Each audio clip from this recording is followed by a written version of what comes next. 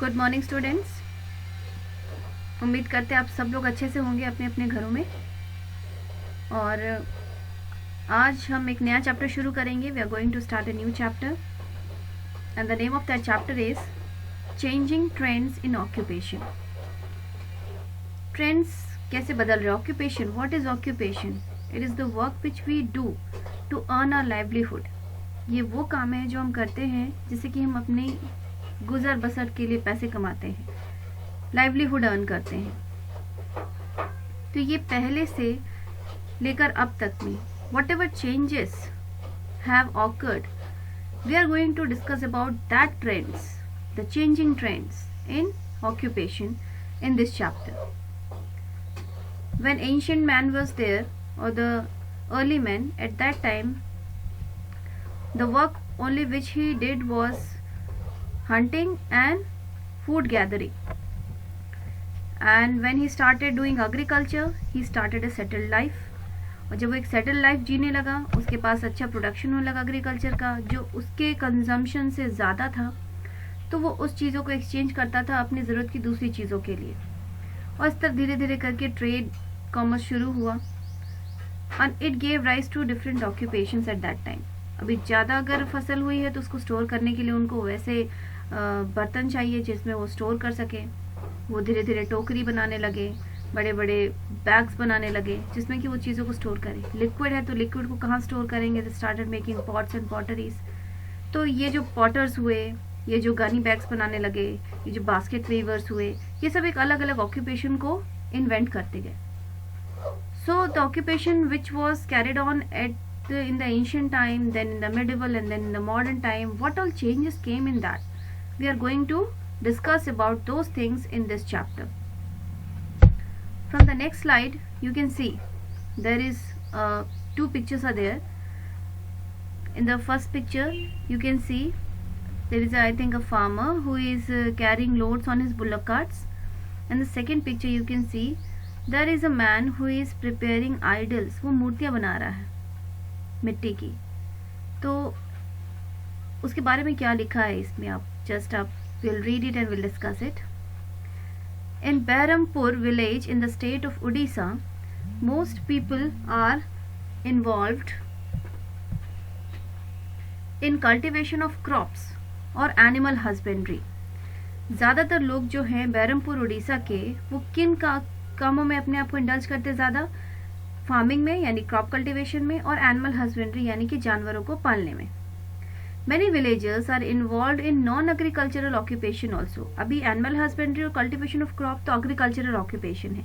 इसके अलावा non agricultural occupation भी है, जैसे blacksmith, carpenter, potter, weaver etcetera. Blacksmith कौन?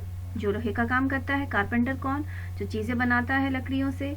पॉटर कौन? जो घड़े बनाता है। वीवर कौन? जो बुनते हैं कपड़े। Some people make beautiful handicrafts like puppets, कठपुतलियाँ सबको पसंद है ना। Then baskets, mats, stone carvings, then mask and Patachitra. Patachitra means clothes के ऊपर पेंटिंग करना। और फिर यही चीज़ें वो टूरिस्ट को बेचते हैं और उसी से वो अपने पैसे कमाते हैं, जिससे वो अपना जीवन चलाते हैं। तो आप इमेजिन कर सकते हैं कि ये सारे काम जो पहले होते थे आज भी हो रहे हैं, and these things will be needed in the later stage of our civilization also. But there are so many other occupational changes which have occurred. So what about that? Will study about those occupational changes जो हमारे society में पहले हो रहा था, जो अब नहीं हो रहा है या अब हो रहा है तो एक एडवांस स्टेज में हो रहा है। So we are going to learn about those things in this chapter. So we'll start the chapter with that. So now we'll move to the next slide, and this is your next slide, that is occupations of villages. Now there is a difference between the occupation which is carried on in villages and the occupations which the people of cities or towns do. So similar condition existed in most Indian villages. Which conditions? This condition which we were talking about, this condition. The same condition is there in most of the Indian villages. क्या condition है, जहाँ एक major portion जो है village population का वो agriculture और non agricultural activities पर डिपेंडेंट है. Agriculture activities like cultivation of crops and rearing of animals, non agricultural activities like carpenter, potters, weavers, blacksmiths and so on. But in recent times the condition has changed. लेकिन अभी क्या changes आए, अभी recently क्या क्या changes आए हैं occupational structure में in the villages. It has become very difficult like many farmers to make a living from agriculture due to division of land among family members, low productivity and low earning. India का जो succession act है, यानी कि पिता के बाद उसके जो बच्चे हैं उनमें वो जमीन का बंटवारा होगा. तो क्योंकि यहाँ पे पॉपुलेशन बहुत ज्यादा है, एक पिता के 2, 3, 4, 5 इससे भी ज्यादा बच्चे होते हैं. अब अगर उसके पास 1 एकड़ जमीन है तो उसको अगर 5 बच्चों में डिवाइड करेगा तो वो 1 एकड़ जमीन 5 टुकड़ों में बट गई. अब ये 5 टुकड़े तो इतने छोटे छोटे हैं, वो फिर से बटेंगे. तो इस तरह से क्या हो रहा है कि एक अच्छा बड़ा जमीन जो था वो काफी छोटे छोटे टुकड़ों में बट गया फैमिली मेंबर्स में. तो छोटे टुकड़े जो हैं वो अच्छी प्रोडक्टिविटी नहीं दे पा रहे हैं और फैमिली मेंबर्स की अर्निंग भी बहुत कम हो रही है, जिसकी वजह से ये बहुत ही डिफिकल्ट हो गया है फार्मर्स के लिए कि वो एग्रीकल्चर से अपना लिविंग चलाएं, अपनी लाइवलीहुड चलाएं. It has really become very difficult. Difficult for many farmers to make a living from agriculture due to division of land among family members because of low productivity also and because of low earning. So they are trying to seek opportunities from non-agricultural activities, but that has also decreased. अभी non-agriculture activities में भी ज़्यादा लोग participate करने लगेंगे तो खरीदने वाला कौन होगा in the villages especially. So the opportunities for earning from non-agricultural activities have also decreased. So now what is the trend? What the villages are going to do? They are migrating. The migration of farmers to cities and towns. Now this is happening in the villages right now. The scenario is this कि आजकल लोग क्या कर रहे हैं कि वो migrate कर रहे हैं जॉब अपॉर्चुनिटीज की तलाश में, एम्प्लॉयमेंट चाहिए उनको. So they are migrating from rural areas to cities and towns. As the opportunities of employment in rural areas decreased. क्यों डिक्रीज हुआ? क्योंकि लैंड इतना ज़्यादा छोटे छोटे भागों में बट गया कि उसकी प्रोडक्टिविटी और अर्निंग कम हो गई, नॉन एग्रीकल्चरल एक्टिविटीज़ भी कम हो गई. तो अब क्या करें? तो अब वो फार्मर्स जो हैं they are migrating to cities and towns. So as the opportunities of employment in rural areas decreased, many villagers started moving towards cities and towns in search of other occupation. तो ज्यादातर लोग जो हैं गांव के वो क्या करने लगे? वो सिटीज और टाउन्स की तरफ माइग्रेट करने लगे. For what? In search of other occupations. But most of them lacked the skill and training for taking up jobs in factory, offices, etc. लेकिन ये ज्यादातर जो गांव के लोग हैं वो फार्मिंग और नॉन फार्मिंग एक्टिविटीज पे डिपेंडेंट रहते थे और उनको वही अच्छे से आता है. तो वो जब शहरों में जाते हैं तो वहाँ पे वो फैक्ट्रीज या ऑफिसेस में काम करने के लिए उनके पास ना तो स्किल है ना ही training. So now what they are suppose to do there? You just imagine now what they will do. क्योंकि उनके पास स्किल नहीं है, ट्रेनिंग नहीं है, तो वो फैक्ट्रीज में या ऑफिसेस में काम नहीं कर सकते क्योंकि वहाँ काम करने के लिए दे नीड सम स्किल और training, they need some education. And this people, those who have come from village to towns in search of other occupation, the most of them they lack the skill and training for taking up jobs in factories and offices. So now what they are doing? So they had to work as labor on construction sites, in dhabas और as rickshaw pullers. तो अब उनके पास क्या काम बचता है जिसमें बहुत ज़्यादा स्किल नहीं चाहिए और ट्रेनिंग नहीं चाहिए? That is to work as laborers on construction sites. Way construction sites में वो लेबर्स की तरह काम करें या ढाबे पे काम करें, अदरवाइज वो रिक्शा चलाएं शहरों में. और इससे भी बुरी स्थिति तब होती है जब इनमें से कई सारे लोगों को ये काम भी नहीं मिलते और फिर उनको आखिरकार भीख मांगने की नौबत आती है. Sadly some of them even had to resort to begging. तो ये कंडीशन बहुत ही बुरी हो जाती है. Now they are not getting job opportunities और employment in villages.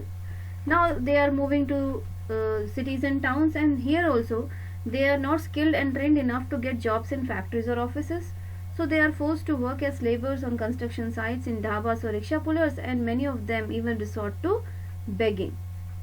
So the condition for the people of the towns or villages is very sad.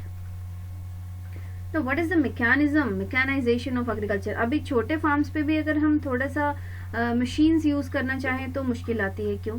क्योंकि मशीन्स यूज करने के लिए बड़े फार्म्स चाहिए, तो छोटे मशीन्स अभी है नहीं हमारे पास. तो the farmers those who are having small lands, they are still not comfortable doing their farming with machines, but still mechanization of agriculture has led to a great change.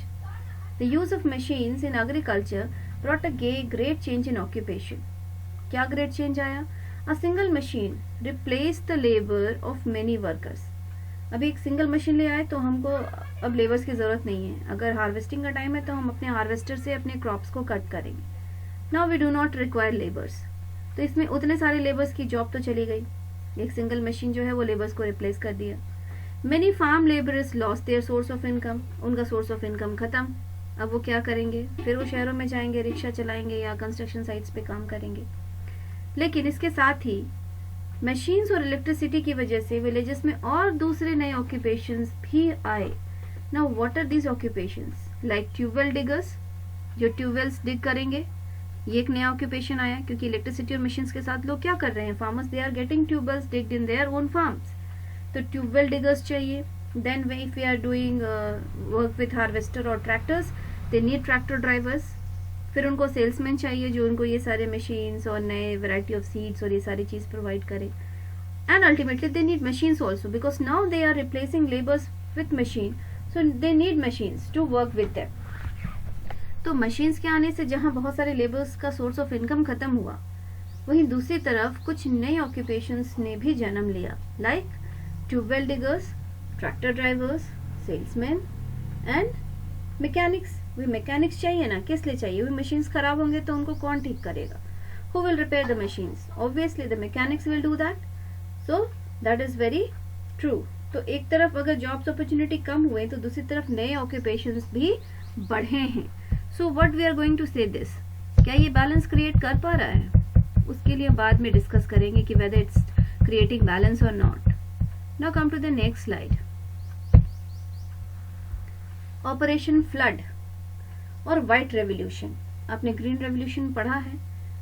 Now this is white revolution. And what is white revolution?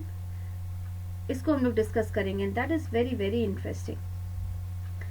In earlier times the farmers and his families looked after the milk giving animals on their farms. ये हमेशा से होता आया है, आज भी होता है. जो फार्मर्स हैं उनके पास हमेशा मिल्क गिविंग एनिमल्स रहते हैं और वो अपनी फैमिली के साथ मिलकर उनकी देखभाल भी करते हैं. तो quality of animals and their feed were not very good. तो हमारे जो एनिमल्स का क्वालिटी था, जो स्टैंडर्ड था और जो हम उन्हें खाना देते थे वो बहुत अच्छा नहीं था. So what was the result of that? The result of that was the production of milk was very low. तो हमें जो आउटपुट मिलना चाहिए, जो दूध मिलना चाहिए, वो भी बहुत ही कम होता था. Moreover, the poor supply system created a scarcity of milk in both the rural and urban areas. अभी सप्लाई सिस्टम भी बहुत पुअर था. मतलब कहीं दूध पहुंच पाता था, कहीं नहीं पहुंच पाता था. वो ट्रांसपोर्टेशन फैसिलिटीज शायद नहीं मिल पा रही थी या लोग अवेयर नहीं थे. Whatever the problem was at that time. Condition ये थी कि इस पुअर सप्लाई सिस्टम की वजह से शहरों में और गांवों में दोनों ही जगह दूध की कमी थी.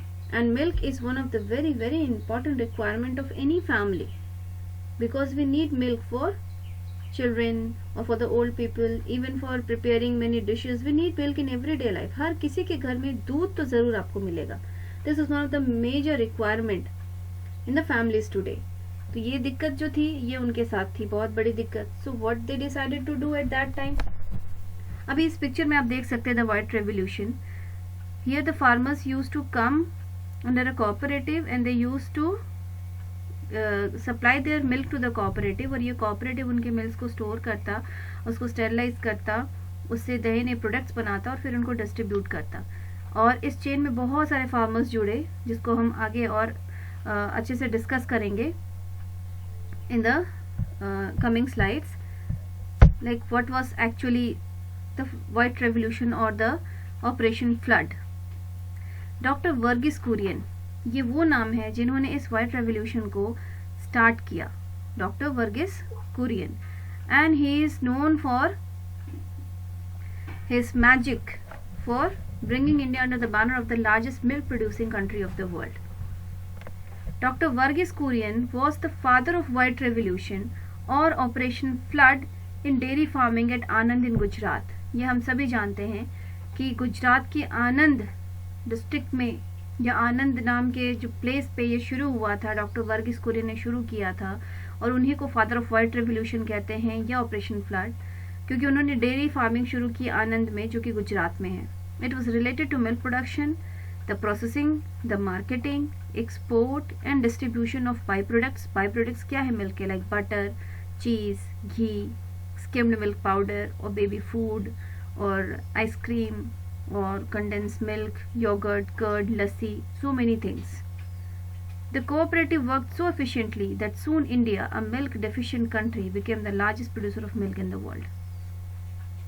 ये इतनी अच्छे से ये कोऑपरेटिव काम किया, इतनी एफिशिएंटली काम किया कि इंडिया, जो कि एक ऐसा कंट्री था जो कि मिल्क डेफिशिएंट कंट्री था, डेफिशिएंट यानी जहां दूध की कमी हो, वो दुनिया का लार्जेस्ट प्रोड्यूसर ऑफ मिल्क बन गया of the world. He became the largest producer of milk of the world. तो आप ये इमेजिन कर सकते हैं कि ऐसा क्या हुआ होगा इस ऑपरेशन फ्लड या व्हाइट रेवोल्यूशन में, that India became largest milk producer country of the world from a milk deficient country. और आनंद गुजरात में और क्या हुआ होगा इस कोऑपरेटिव के अंडर, जिसके थ्रू ये production, processing, marketing, export and distribution of the milk, the by products of the milk have started. We will discuss all these things in our next slide, that is in our next video session. अभी के लिए you are going to recap what all things you have done, and then we will come back to the next points in our next video session. आपने देखा कि बहरामपुर जो village है उड़ीसा में, वहाँ का क्या सिनेरियो है कि वहाँ कल्टिवेशन क्रॉप और एनिमल हस्बेंड्री के ऊपर ज़्यादा लोग इन्वॉल्व हैं. बहुत सारे विलेजेस नॉन एग्रीकल्चर ऑक्यूपेशंस में भी इन्वॉल्व है, like blacksmiths, carpenter, potter, weaver, etcetera. Some peoples are making very beautiful handicrafts like puppet, basket mats, stone carvings, mask and patachitra, that is painting on cloth, and they sell them to tourist to make a living. Then you also have seen occupations of village क्या था. लोग ज़्यादातर agriculture, non agriculture activities पे dependent हैं villages में, लेकिन recent times में उनकी कंडीशंस जो है वो बहुत चेंज हुई हैं और ये फार्मर्स के लिए बहुत डिफिकल्ट हो गया है कि वो अपनी लिविंग एग्रीकल्चर से चला सके, because of division of land among family members, because of low productivity and low earning. जो अपॉर्चुनिटीज़ भी जो हैं वो नॉन एग्रीकल्चर एक्टिविटीज़ में भी बहुत कम हुई हैं. लोग इसी वजह से माइग्रेट कर रहे हैं. The farmers are migrating to cities and towns, but they are not skilled enough or not trained enough to do jobs in factories and offices. So they are working as labor on construction sites, in dhabas or rickshaw pullers, and some of them even had to resort to begging. That is also a very poor condition of people. Then mechanization of agriculture. Agriculture में machines के use से क्या हुआ कि बहुत सारे laborers replace हो गए machine की वजह से, और वो अपना जॉब, सोर्स ऑफ इनकम उनका ख़त्म हो गया. लेकिन फिर भी ये मशीन और इलेक्ट्रिसिटी के आने से नए ऑक्यूपेशंस भी आए विलेज में, like tubewell diggers, tractor drivers, salesman, mechanics etcetera. अपने नेक्स्ट वीडियो सेशन में हम डिस्कस करेंगे अबाउट योर ऑपरेशन फ्लड और you can say white revolution, how started. हमने डिस्कस किया आज कि डॉक्टर वर्गीस कुरियन ने स्टार्ट किया. कहाँ स्टार्ट किया? आनंद, विच इज़ इन गुजरात, और वहाँ से वो मिल्क और उसके बाय प्रोडक्ट्स को कैसे डिस्ट्रीब्यूट करना है, चैनलाइज करना है, ये सारी चीज़ें हुई. और क्या क्या किया गया उस समय, that made India one of the largest producer of milk in the world from the deficient, milk deficient country. So we are going to do that all things in our next video session. For now, this much is enough. Go through the slides, learn all the difficult words, because whenever the school reopens, the first and the foremost thing which I am going to do is take a dictation. Then at that time you will not say me that I didn't give you enough time to prepare. So children, go through each and every slide, learn the spellings properly and be prepared. Thank you so much. Have a good day.